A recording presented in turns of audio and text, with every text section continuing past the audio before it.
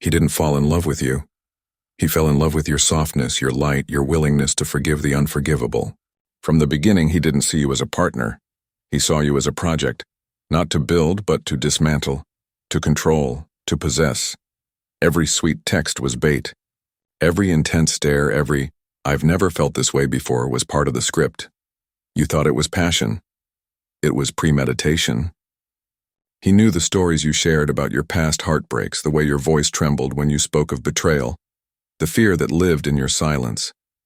And he weaponized it all. Slowly.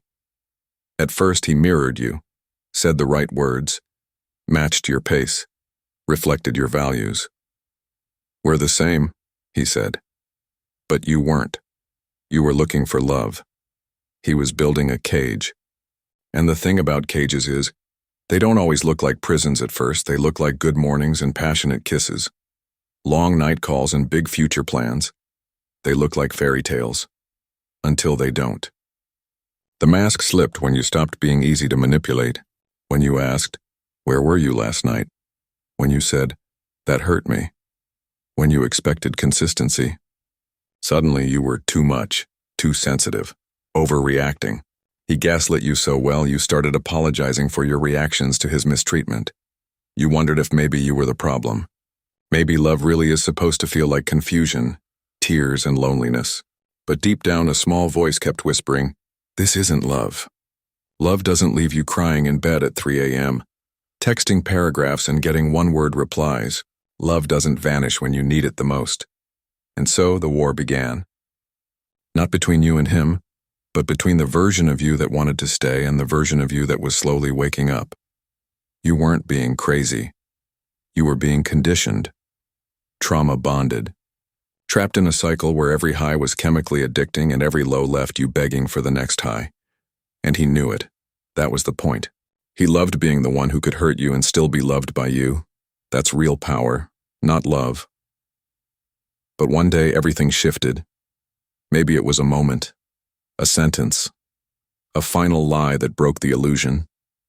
Maybe it wasn't dramatic. Maybe it was quiet.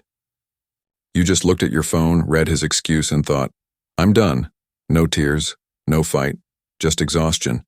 Because healing often begins in silence.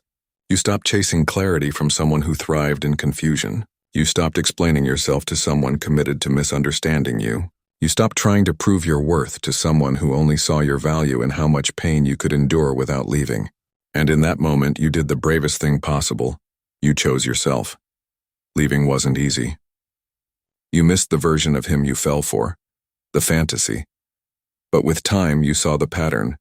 You remembered how he made you doubt your reality, how your smiles became smaller, how your laughter turned into overthinking, how every disagreement felt like walking on glass, scared of shattering the peace he pretended to build. You began to rebuild. Slowly, with trembling hands, with tear-filled nights. But you rebuilt. You read books. You journaled. You cried.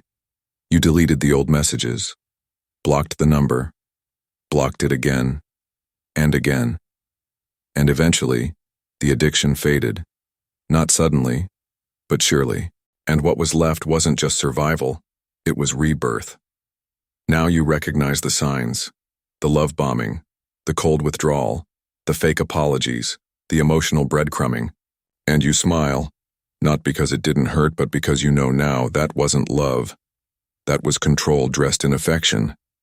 And control only works when you don't know your worth, but now you do. You've tasted peace.